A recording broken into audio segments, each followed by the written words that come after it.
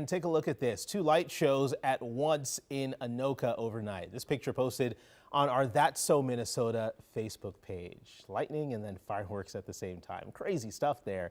More scattered storms are expected, though, over the next 48 hours. That's why our weather team has declared a KARE 11 weather impact alert starting tonight. We want to welcome you in. Happy 4th of July, everyone. I'm Jason Hackett. Alicia has the morning off. Of course, we issue these alerts when weather can change your plans, and we have team coverage to get you prepared. Michelle Beck is talking about keeping cool with a heat index nearing 100 degrees today. We're going to check in with her in just a minute, but first, let's send things outside to meteorologist John Ziegler in the backyard. It is so humid already, John. It is hot. First off, happy 4th of July to you. This is going to be a classic 4th of July forecast. Hot and sunny. That is the forecast. Now we got a little bit of thunderstorms that got going last night near Rice Lake. We had a couple of these. They were near Forest Lake, and then they moved into Wisconsin last night around 11 to midnight.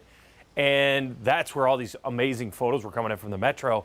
Because, yes, you can see them when they're 100 miles away, the storms. It's not heat lightning. I get a lot of people like, oh, it's heat lightning. That's not a real thing. Now, I could say it kind of works because super hot, super humid days, the thunderstorms tops can go 70,000 feet in the air. Well, you can see 70,000 feet from the metro. So yes, heat lightning kind of works, but just understand how it works. We got a couple sprinkles. There is that one that we were watching here overnight down in Hayward, just cleared Rice Lake, and this will be it. A couple of sprinkles this morning. Otherwise, we're going to time that out for you. 9 p.m. Friday to 6 p.m.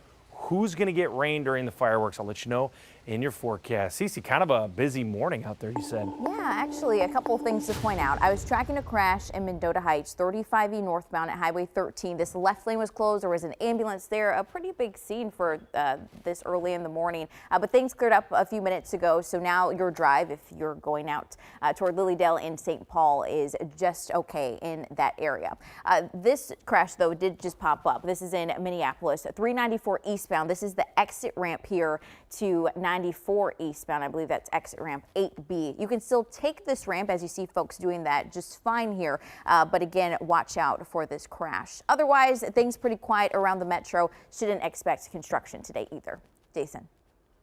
Things will be relatively quiet. All right, Cece, thank you very much. Back to our weather impact alert here. As John mentioned, it's going to be a hot one for those celebrating the holiday outside. A heat advisory is in effect across the metro from noon until 8. So Michelle Beck joins us live from Medicine Lake with some tips before you head out there. Michelle, good morning. Yeah, good morning to you, Jason. Just as I was getting into work, the National Weather Service had just issued an urgent weather message for today, and they made sure to include the impacts, how all this will impact you. Of course, mentioning that high temperatures and high humidity can lead to some heat illnesses. And do take this heat advisory seriously. If you are in any of these 7 counties across the metro, it is from noon to 8. That time frame could bleed in right into many of your July 4th plans, but remember the risks. According to public health data I found from the state, it was 2 years ago when 682 Minnesotans went to the emergency room and 2 people died, all that from heat illnesses.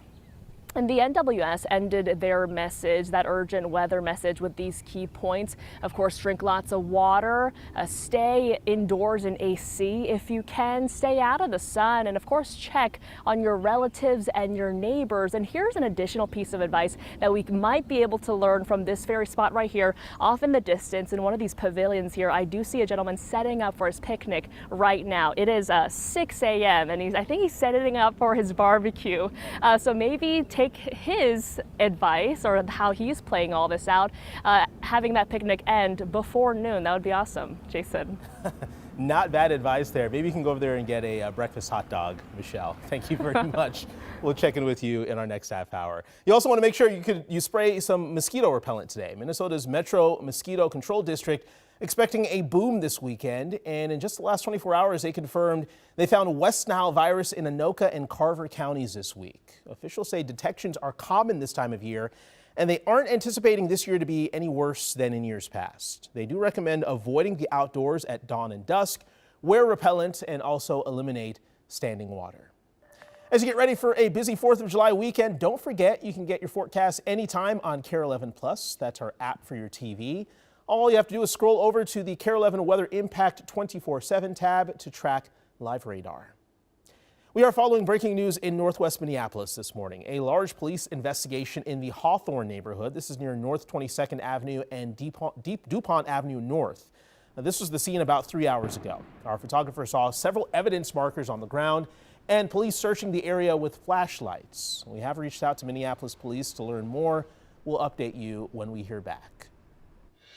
Time now 6:05. We are live at the White House this morning, where President Donald Trump just hours away from signing a massive spending and tax cut bill. The House of Representatives narrowly passing the so-called One Big Beautiful bill after many hours of debate and procedural votes. The sweeping piece of legislation, more than 900 pages long, spans many different sectors, including energy, healthcare, and taxes. All 8 members of the Minnesota delegation voted on party lines, Republicans in favor and Democrats against. Alex Plekish, the chairman of the Minnesota Republican Party, specifically applauding the proposed tax cuts, relief for some Social Security recipients, and eliminating the federal income tax on tips for service workers. U.S. Representative Kelly Morrison joined all Minnesota Democrats who voted against it. Anybody in the service industry who gets tip, they are going to immediately see benefit to that. Hospitals and clinics are going to close. There will be more medical debt causing bankruptcies. It really is going to cripple our nation's health. According to the nonpartisan Congressional Budget Office, the bill would add at least $3 trillion to the federal deficit over a decade. Minneapolis is getting ready to celebrate Independence Day. With events like Red, White, and Boom on the waterfront, there will be road closures that you need to look out for. The city says Main Street, West River Parkway, and the 3rd Avenue Bridge will all be shut down. For complete road closure maps, visit mn.gov and minneapolismn.gov.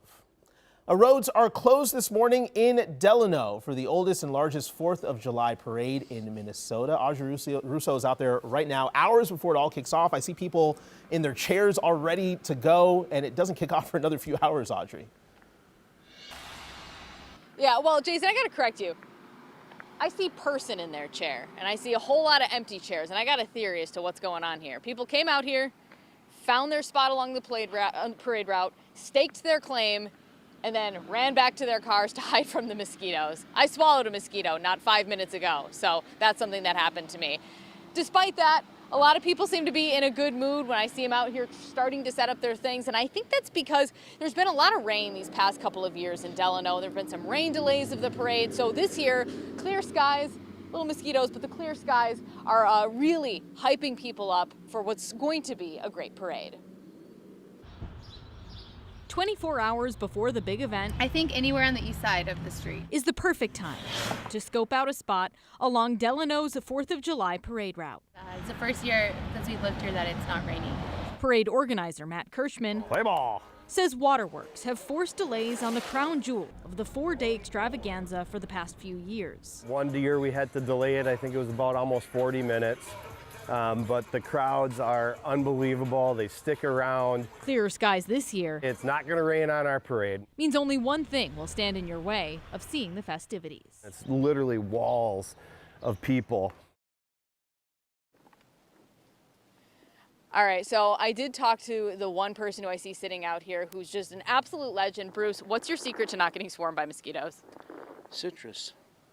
Citrus? Citrus spray. I saw you spraying your hat. Is that helping? That's helping. Happy 4th of July. You're a legend. Well, you heard it here. Citrus spray if you want to come out here. Don't park along the parade route, by the way. There's a ton of signs telling people not to do that. So if you want to come out to Delano, make sure you go to one of the predetermined parking spots.